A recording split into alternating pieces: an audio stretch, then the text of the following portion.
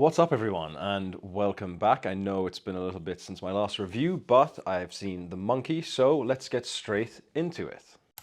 For the longest time, there was nothing. But then, it appeared. So The Monkey is a 2025 release written and directed by Osgood Perkins, and it's about when twin brothers find a mysterious wind-up monkey. A series of outrageous deaths tear their family apart.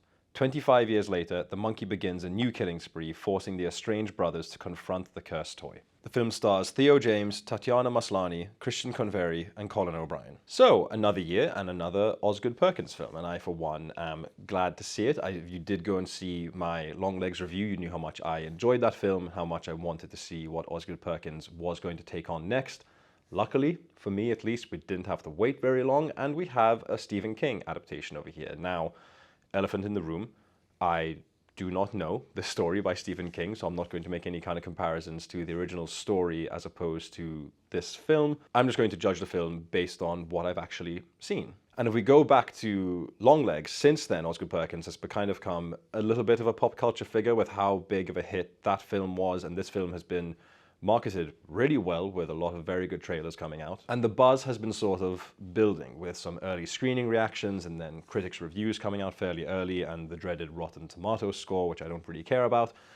But the long and short of it is, this is really, really fun. What we essentially have here is a black comedy horror with some kind of absurdist elements to it. I guess when you know what happens in the film, you kind of have to really buy into what it's going for, otherwise it's not really going to work for you. But luckily, the film kind of does this in its opening minutes. It's not really a spoiler because you see this in all the trailers and it is the main hook of the film, but there's this monkey, like a toy monkey with like a little drum and stuff, and if you wind him up, he does his little drum beat thing, and then someone dies in a fairly outrageous fashion. And that sounds really simple, and it is, and it's also really effective, but I want to talk more about Osgood Perkins in maybe a little bit more detail over here and the things that he's really good at. So as we know from his previous films, I keep mentioning Longlegs, but if we even look at The Black Coat's Daughter, this is a director who is really good with mood. Just every shot in his films, you have a feeling from them. For lack of a better term, they are moody. In Longlegs, it was dread, the same sort of thing in The Black Coat's Daughter. And there's a similar sort of thing going on over here, but it's not dread in this one or something necessarily scary.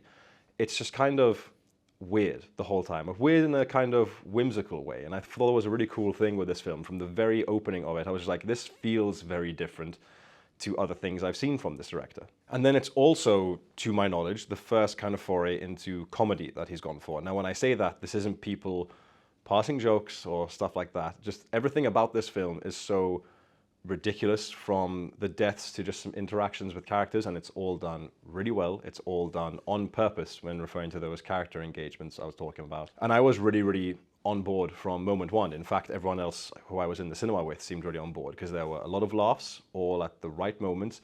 And there's a couple of like little jump scares here and there, but they're nothing really to write home about. This is really going for, as I mentioned, that kind of black comedy with a little bit of an underlying meaning to it as well, which I will get to at the end of this review. Staying on Perkins, once again, the guy just knows how to move a camera. There are some fantastic camera shots in this film. When it comes to these little details and the way that the monkey is used in certain ways, there was one I really liked of where the camera follows the monkey's hand as if it's on his arm. I thought that was really cool. And it's all done with complete intention, and you feel that intention. You feel that Osgood Perkins wants you to see what he's putting in the frame over here. Like with Longlegs, where there was the devil in so many frames of the film, he's doing similar sorts of things here, where there are little details dotted around where you can pick up on things, and it's just really satisfying and really great, to be completely honest. There's not really another way to put it. If we move on to the cast of this film, the trailers that we've seen focus on the character that Theo James is playing. He plays both Hal and William Shelbourne, but actually something that the trailers don't show, and it's a good thing, is there's a lot of screen time given to Christian Convery, who plays the younger version of the two brothers. And it's always kind of a worrying thing when there's a child actor in this. I don't know how old Christian Convery is, but I, for one, was actually really happy with his performance. There's enough of differentiation between the two brothers in their performances, just in their mannerisms and in their speech as well. And I thought it was actually really accomplished. If we move on to Tatiana Maslany, she is very good, though she doesn't actually have all that much screen time to work with. But in the time that she is given, She's compelling. She's the mother to these two young boys. And she actually gets given some of the best lines in the film, I think, and she's just great with the material that she's got. And the real surprise here for me was actually Theo James. He was someone who, this is kind of embarrassing, I first remember seeing him in the first In-Betweeners movie, which the less said about that, the better. And then I knew he was in the Divergent series, and he always just kind of seemed like, you know, really good-looking hunk, just to kind of like fill a body that we need. I never thought there was anything really particular about him, though I was surprised in season 2 of The White Lotus to see him over there and actually be pretty good with what he was given over there. And I'm actually surprised to say he's very, very compelling in this. He has to be kind of awkward as Hal and really standoffish and really inward and not able to express his emotions as well. And that's a very difficult thing for an actor to do, to be really contained, because obviously it's an expressive art form. If you're not expressing a certain emotion openly, it's very hard to keep that contained whilst also, as an audience member, being able to see through that performance and see what is really being expressed without necessarily having to show it. So I really have to commend him over here. So then if we come back to the film itself and we look at the director and we look at the cast and how those things kind of come together, and they all come together around this really, really good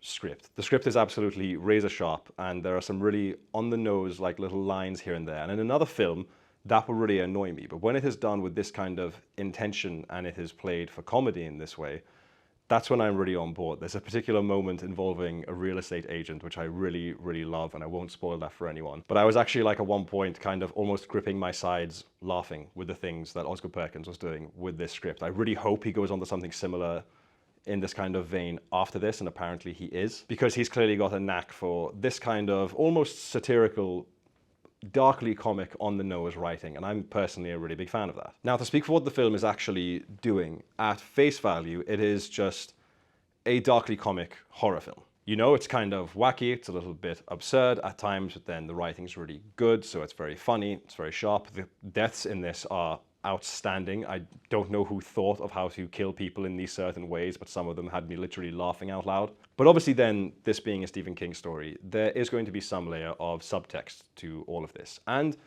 there obviously is in The Monkey. I'm going to give my opinion on what I think it is, and I think I'm correct because I think it's pretty obvious, but I'd be happy to hear otherwise from anyone else who has seen this film. I think this film is quite obviously about generational trauma, specifically what men inherit from their fathers. This toy monkey was left to William and to Hal from their father, who they never met before, and it causes all this grief and all this chaos.